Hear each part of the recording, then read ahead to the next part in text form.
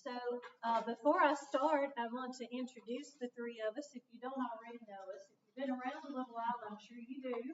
I'm Jennifer Rhodes. I'm the team lead of the Consolidated Finance and Applications team. And so myself and my team, we oversee Title 1, 2, 4, 5, and neglected and delinquent. So that is quite a lot. When I first started, we did a little bit of school improvement, but that has gone over to Kimberly Mack. So we do not, my team does not oversee Title 3, but the rest of them pretty much is housed on our team. So what do? We do the allocations for all of those. We read all the front-end grants for all of those. We work in gaps for all of those. So, excuse me, whatever your needs are for any of those grants, you're welcome to contact any of us. So I'm joined this morning with Sheree Mosley and Sarah Wagers. And so these are the finance ladies of the team that I oversee. So all things finance, you can contact any of the three of us. So I will tell you what each of us do before we jump into this presentation. So at the end, when you see our contact information, you'll know which one of us does what. So Sheree handles all of the allocations. So when you get ready to get your preliminary allocations, and one of the big questions is, have we gotten the information? Is the money coming to us? Yes, yes, and yes. Yeah, Sheree is currently working the Title 1, 4, and 2 allocations for preliminary. So yes, you can go back and tell your superintendent they're working. All the notepads come out, yes. They're currently working. As a state, we did see a decrease in Title I by about $3 million as a state. What is that coming from? Census information. And so I live about 10 minutes from here. I mean, they are throwing houses up right and left. Lexington wants building school after school. And I know it's the same way across the whole state. I'm from Greenwood. When I go home, it's the same thing. Houses coming up everywhere. But as a state, we did see a bit of a decrease due to poverty. So I will tell you that. So she is working that one. Title 4 is based on the prior year's Title I allocation. So I will tell you that, like for new charters coming in or new school districts ever coming on, the first year you don't receive a Title 4 because it's built on the previous year's Title I allocation. We will work Title 2 as well. And typically, what's the timeline for that going out? Normally, it's the beginning of May. Okay, so we are set to be timely. So what will happen is Sheree will finish, and then Sarah and I, as an internal control, we will vet all that information behind her, take a look, and sometimes it's back and forth between the three of us for a little while. So we're still at the stage of Sheree right now, if that gives you any kind of indicator as to where we are. Okay, so she does allocations. She also is a project manager for a few districts. So you know who you are if Sheree is your program manager. And then Sarah, she runs all of our what we call ART documentations. So all the GANs, cover letters, assurances, whether that's for regular funds or additional funds or whatever, separation of duties there is. She's running all the legal paperwork. She also runs our consolidated admin budget for our office. So that's kind of how separation of duties is teased out between the two of them. Sarah is also a program manager. So Sarah and I do a lot of gaps together. So if you have gaps questions, you can contact she or I. Okay? Can we use a clicker? Oh.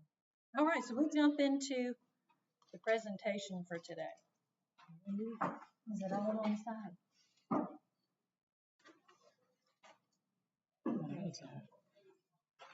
Here we go. All right, so we're going to talk about an escalation plan, which is kind of programmatic. Then we're going to talk about claiming expectations and an update to that, what you can expect around claiming, We're going to talk about the carryover and some of the new forms associated with the 15%. And then after that, we're going to move into our areas of funding. And Sheree is going to explain like how the reservations work for each of these sets of funding, Title 1, 2, 4, and so on and so forth, how much we use as a state, how much we push out to you. I will tell you that we do push out the majority of the funding to the LEAs. We need for you all to be able to do what needs to be done for the students that you have. So most of it is pushed out. And then we'll talk about on a typical year, which is, I feel like 27 will be a typical year for us. We shall see what that process looks like as far as getting the final allocations out the door to you. When I say May, I'm talking about preliminary, and that holds for Titles 1, 2, and 4. And we do a preliminary neglected and delinquent allocation, but we do not put N&D into GEMS for you to write your grant until the final allocation. So REAP and N&D comes out in the fall, most of the time around the time that we go to SCAD down in Myrtle Beach. So we'll talk about that. Okay. All right. As far as turning in GEMS applications, we do have an expectation of when we want to see it turned in, and then what happens if it doesn't come in on time. So this is an escalation model for turning in GEMS applications. So what you can expect, especially if you are new, is that I will send an email out, a regular email to all the federal programs directors, and it will say, here's your Title I allocation, Title II, Title IV, and here is your Pupils in Poverty document that we want you to use when you do the Title I application, and here are the due dates associated. Let me do a sidebar and say, please make sure, if you are new, that your contact information is put into each GEMS application.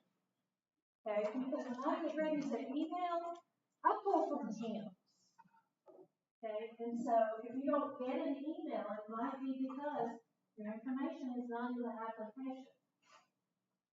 I will say sometimes I'll go into like a Title IV application and I want to see like who's the contact, no contact listed. Then I have to go find the program manager and say, who's running Title IV over in so-and-so district? Every grant needs contact information. So make sure that all of that is in there so that you get all the direct communications that you need to receive. Sometimes I will send an email through GEMS itself. And so GEMS is going to pull the contact and email that. So it's very important that that is in there. Back to due dates. Okay? When you get that email and it tells you Title I's due July 1st, or whatever it's going to be. Sometimes it's July 3rd, depends on, I'm not going to have to do it on Saturday. Okay, we try to shoot for around July 1st for that preliminary application to come in for Title I. And we wait on it, right? If you do not feel, as a director, that you can get it in on time, what is the process? Email the program manager and say, may I have an extension? And this is why. This is why I need an extension. Most of the time we give a 2 weeks extension. Okay?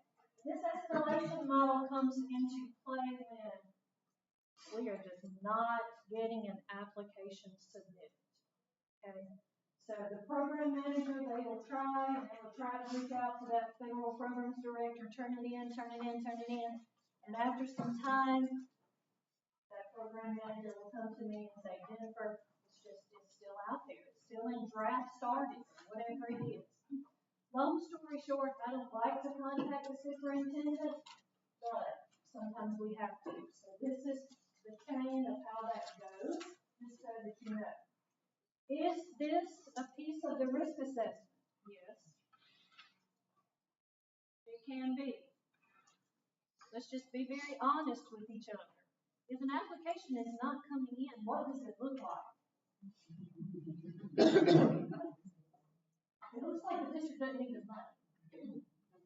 And I know that everybody does, right? So sometimes the superintendent just doesn't know what's going on. That's a hard conversation to have, but things should go in time. Okay, so that claiming can happen timely. So I'm going to move on to the claiming expectations. Please note that there are changes on the claiming deadlines. We've now moved to, in your mind, you can think about the 30th. The deadline for claiming in this quarter is October 30th, January 30th, April 30th. We still have August 15th for now, but the other ones have moved. So claiming is occurring on deadlines for different dates than what they have in the past. So this chart has been updated to reflect the expectations. As you can tell, it's broken down by grant. Now, neglected and delinquent is not up there, but Nikita and I, we do track that. We're looking at it separately, and she contacts districts separately for facilities and things that are needing to make some more claims. But the expectations here vary based upon the grants. Okay, and you notice in this quarter right here, we don't have any expectations. If you're new, that is because we're still trying to get it out. So we don't expect you to claim when you're just getting a GAN or, you know, we haven't got anything in gaps for you to budget yet. So we don't have any expectations there. You will notice that the claiming expectations increases as we go along. Title I is much different than the rest.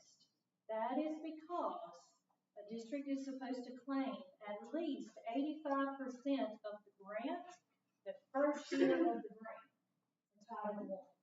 That is by law. You can only carry over 15% for Title I. So if you follow the chart, you'll be hitting your targets there and then getting to 100% by the end of the second year. Okay? So I want to talk a little bit more in a few minutes about the 15% for Title I. So what does processes and procedures look like for us? Sheree is letting the grants accounting office kind of process all the claims and kind of shake the dust off before she pulls reports to kind of see where every district has landed with these grants. Now, last year was a strange year with the 26. So we were not nearly as stringent with 26 because it was really out of everybody's control, right? But now with the 27, we can go back. Everything looks like it's back on track, and we can go back to these expectations. So we will be receiving emails from Sheree upon each quarter for the current grants. So that will be the new ones and the old ones, right? We do have this motto of try to expend the old money first. Get your old money off the table. What does that look like? Make amendments in the old grants as you need to. Okay? Don't go on over to the new grant and start all this when you can amend an old grant and get the money off the table. Okay? The only one that I would say would be a little bit different would be Title I because of that carryover limitation. But claim the whole money first. Why is it so important to do that? Many, many reasons. But one of the reasons that we come upon each year is at the end of the grant, we're left with money sitting on the table. And then I'm not going to give it back. I'm not going to give it back because it looks like Teflon didn't need it, right? So I'm going to give it back out to you. And pretty soon you will be hearing from me, some of you will be hearing from me about additional funds for the 25 grants. Jennifer, yes, I know it's March. I know it expires September 30th. I know too. But we're working on the criteria. And for those that do a really good job claiming, I feel like you claim, you have more money. Okay?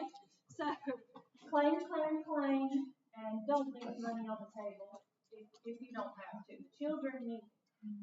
I know it's a lot of work to do amendments, but let's use it as best we can. Is there a carryover limit for the other title? There is not. There's not. Okay, so that 50%. 15% is just revival. No, this chart had 50%. So that is what we would like to see you all do. but it's not by law. But it's not by law.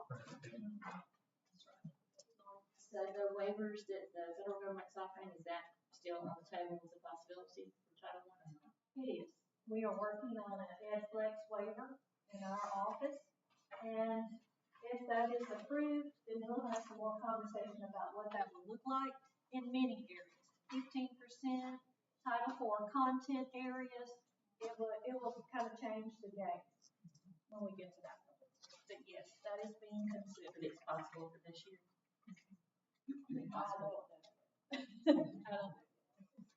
So we have a little chart for you for these new claim submission dates. When this came out, I was like, "Ooh, are we sure?" I contacted the finance office like, before I roll this out, we're all on the same team here. And they said yes. So we have changed our charts so that you can share this with finance around the claiming. Okay. Keep in mind, August 15th, GAPS shuts down automatically. So when you get ready to make claims around that day, there's no reason to call the office and say, "Hey, can I have an extension around this?" It automatically shuts down. I don't have any control of it on that particular date. So let's talk about carryover restrictions for Title I. A district may be eligible to not meet this expectation and use a waiver once every 3 years. And so we keep a running tab of like where everybody sits with this. If you are not sure, let's say you come in and you're new to the profession and you don't know if the district has utilized the waiver recently, you can always contact Sarah or I. We can go into the files and take a look. You do not want to get caught in a bad way with the 15% because what does that look like? If the district does not meet that expectation, we have to de-obligate the amount that the district misses it by. That is quite a process. It is running a new GAN, and to be honest, it takes a long time to run GANs. Okay, run a new GAN, go into the system, take the money out of gyms, take the money out of GAPS. It's a whole thing. So you want to make sure that you know where your district sits as far as eligibility is concerned for waivers. Lori did ask a good question. There is an opportunity to do an EdFlex waiver, which we are in process of looking at in our office. And if we were to receive that, then that would change the game for the 15% expectations as one of the components. But until then, we still stand with this, so I want to make sure everybody is aware of that. We have some new forms around 15%.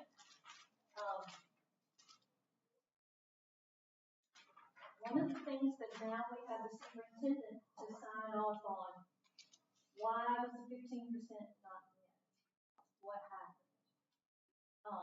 There's a justification box there where the superintendent will sign off that yes, I'm aware. It's not just a game anymore, so I wanted you to see kind of some of the forms here, which says here's the expectations, this is where we are with it. So superintendents receive not just GANs, but forms as well, around the 15%. Okay, this is our waiver request form. It is online, and you can edit it where it needs to be edited. Like some of the dates you would have to edit, but this is what you would submit if you want to submit a waiver request around the 15%. It's found online, and it's also in the resources piece of this presentation. Okay, superintendent receives a letter. That's another one of our new forms. Okay, before I get into GAPS, I want to encourage you to attend the session here on comprehensive needs assessment and strategic renewal plans. There's a change coming to the 27 grants around the needs assessment. For the grants that my team is reading. Just like you heard the superintendent of performance speak this morning about having the same goals around the same needs.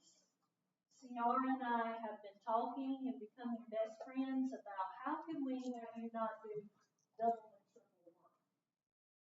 So please attend that session so that you can see how we can all be on the same page and doing the same thing within our grants.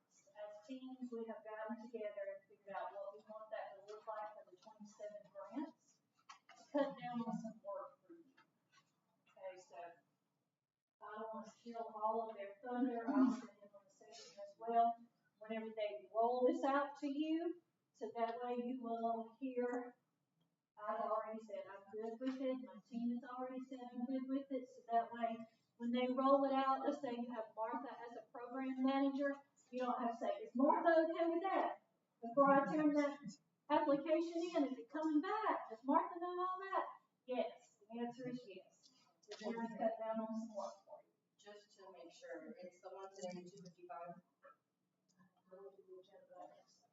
What's the name of it? One story. Oh, I see a strategic plan. Yes. When we think about, we want to fund, it's like, right, so long story short, what are the goals of your district? How can this money help meet the goals of your district? What are the needs? What are the goals? And which funding source are we going to use to help us meet the expectations of the superintendent and all the stakeholders? And we just want to hold hands and make sure we're all on the same page with that. I think McCormick was a great example of that this morning. All right, gaps. Sarah's going to talk to you about Title IV for just a moment. We do not put in the budgets in gaps. We have to ask the grants accounting office to load budgets, but we do load the money into Jim's applications. So I will be communicating about the preliminary as far as when you can expect what. So as I said, just make sure your contact info is up to date so you'll know when we're going to put in all the funding in all of those areas.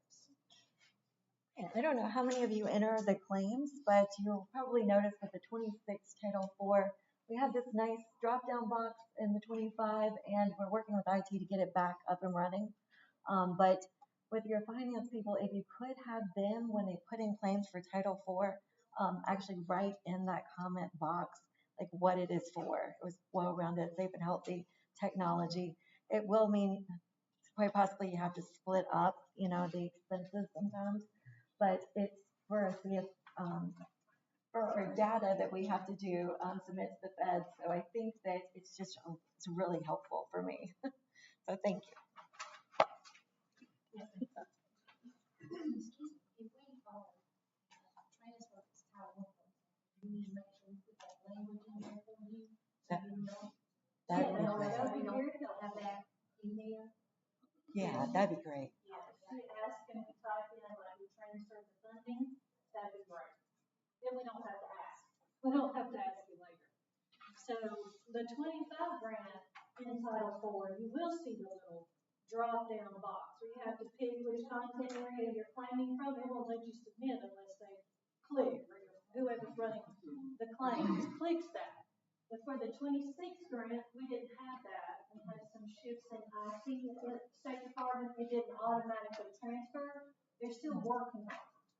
So that doesn't mean that we don't need to know what area you're claiming out of. We just don't have the drop down box yet. We expect it by the end of the month. So please remind whoever's doing the claiming for Title IV to please put the content area in. Why is that, Jennifer? Because I don't want Sarah to have to go in there and manually pull for every district and try to figure out which claim went to what content area. We have to report this for CSPR data to U.S.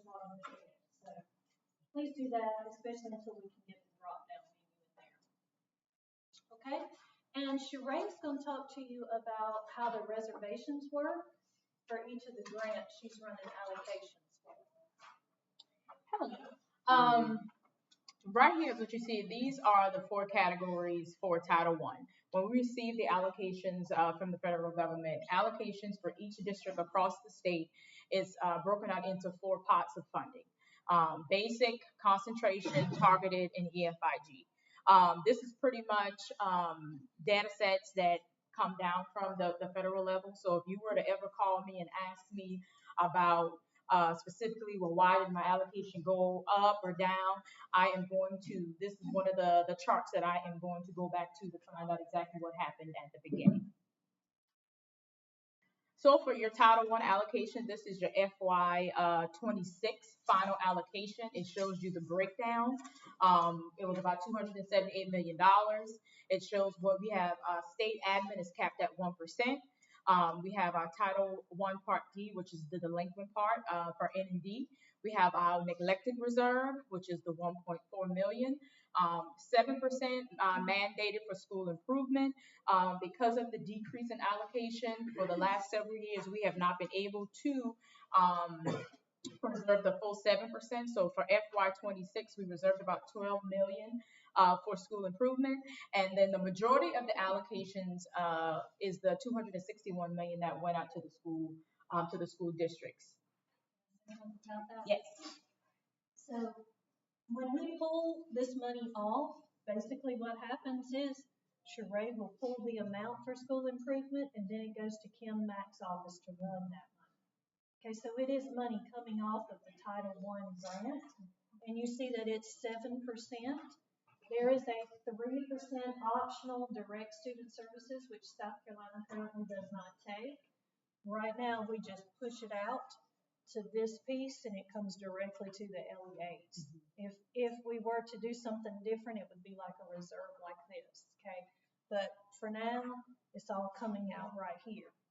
She also pulls this amount here and here for McKees' Sumter to run for the neglected and delinquent. So you're looking at all of this is Title I money. And so again, this is your FY 26 final allocations. We did receive our preliminary FY 27 allocations on last week.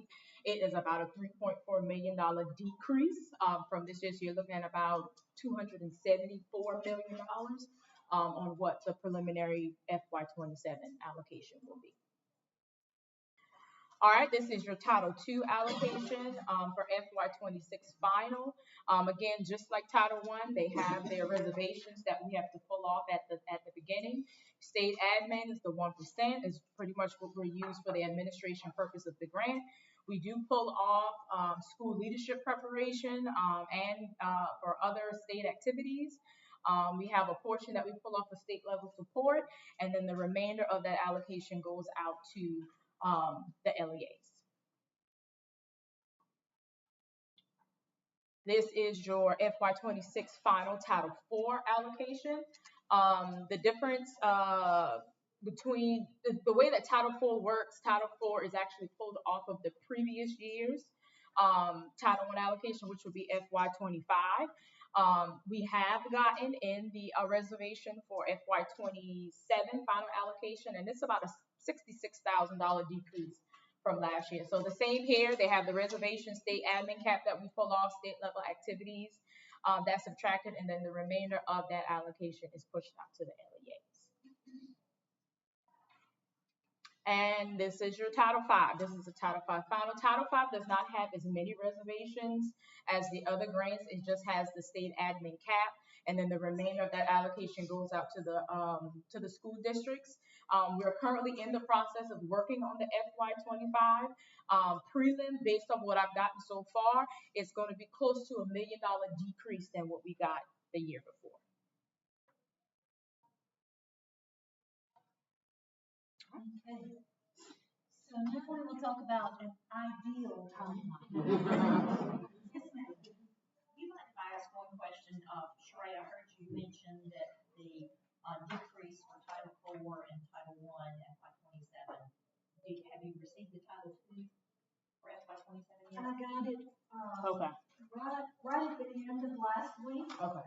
and I have just forwarded it to her, so she has probably I not haven't even looked looked at it. at it, honestly. It is coming in though. Okay. So, on the slide, we have what we would love to see it look like, right? If all things run very, very smooth. There are many, many hands in the pocket when it comes to getting the money out, and there are 2 or 3 slides for this, and I'll talk through it. It's not just me and Sheree and Sarah trying to work all this. So sometimes, as you saw, like extenuating circumstances happen that are outside of our control. But what can you expect when everything is running exactly smooth? This is what this would look like. So I'm just gonna talk. You all can read it and see the timeline later. But typically, around this time of the year, we get preliminary allocations. I feel like Todd Stevenson at the U.S. Department of Ed has done a good job. We have it in a timely manner. We're already working on it. Okay, so it's not even the end of March yet. And Sheree's already able to start that process. So it takes us about a month and a half to run preliminary Title 1, 2, 4, and N&D. N&D is like a pull off of Title 1.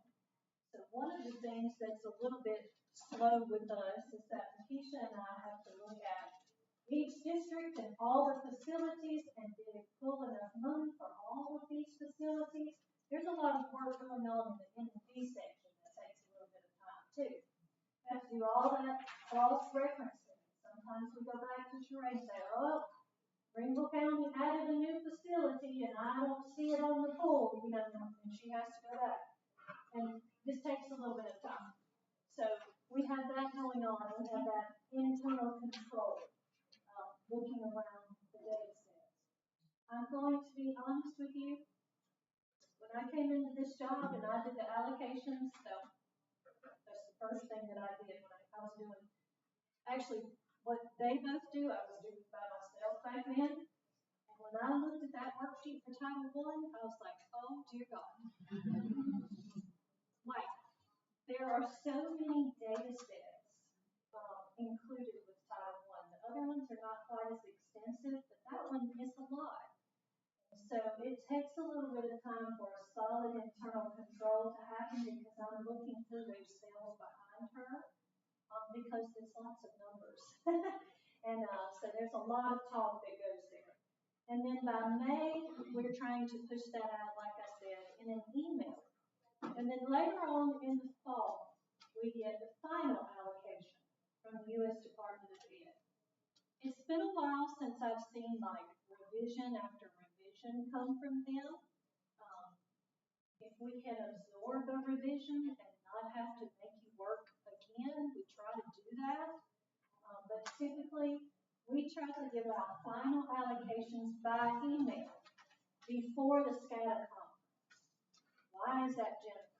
Because 77 people will ask Sheree at the SCADA conference, where's the money, right? So we are working hard before we go to SCADA to just say, here it is by email, and Sarah is putting it into ART. So it routes while we're at SCADA. It's routing within ART. This ART is the agency's internal routing system. So all of those GANs, they're moving through the Office of Finance, Grants Accounting, everybody's looking at sub-fund numbers, they're looking at the legal language and all of that. And so it routes. Once it routes, and Ellen Weaver has put her stamp on it, we get it back and we can send it out to the superintendents and the federal programs directors. So the GAN comes out from Gail Knight, who is Jewel's secretary. She sends all that out. And then the GAN does say to please email the signed copy back to me. It is emailed to me. I put it on file. It can also go to Sarah. She can put it on file. From there, once we get the GAN, it's almost like simultaneously things start happening. I said, Sheree, go ahead and load it. Sarah, go ahead and ask Grants Accounting to load it into GAP. I will say that the Grants Accounting office is pretty quick. Once we submit our request, they load pretty quickly. So the timeline, I think, let's see if there's one more. Yeah, you'll see what happens by the time we're coming into November there. We try to have it all pushed out, and then I give a brand new due date for when it needs to come back in as the final application for all of those grants. And like I said earlier, we then put in REAP, we give out a REAP application, we put in an N&D application, but that is done at final, whereas Titles 1, 2, and 4 has a preliminary project as well. So you should be in the process of planning, based on data, all your needs, and getting ready for the 27 money to hit. So that is where we should be in our ideal time frame, and we are on the ideal time frame. So, yay. We're doing good. Okay, we put some resources there for you, but we have a few minutes that we can take questions. So what kind of finance questions do you have? How can we assist you on our anxiety? Wonderful. Wonderful. You said May was about the time we would get preliminaries. I'd love for it to be like the beginning of May, like first week or so. So, Jennifer, last week we were asking about how things are prepared, so it seems like we're back on track. I feel like we're on track. I didn't see anything about Title 3. Is it up in the air? That's because we don't run Title 3, so I don't even receive that. I don't know, if it's calm or anything like that.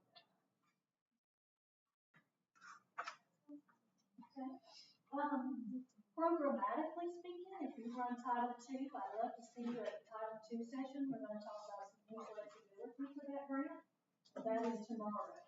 So if you run Title 2, you might want to sit in on that. Go talk about strategic staff.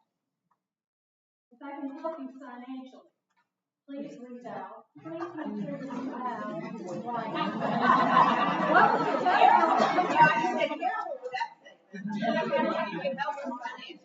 I do want to make sure we have sound financial practices that we know how to do this. So make sure your internal controls are there. Make sure you're friends with finance. They're claiming on time.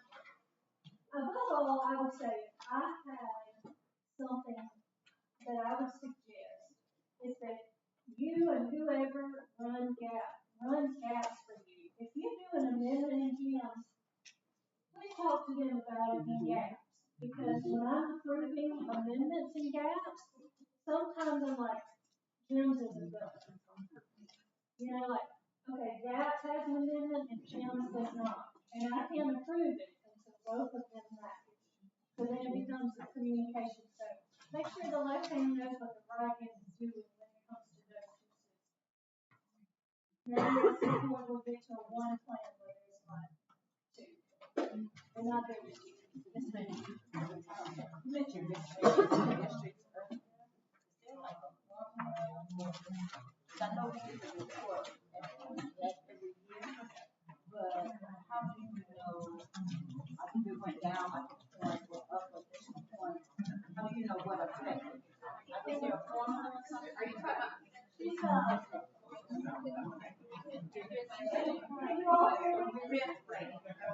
have a question about risk assessments and how that works.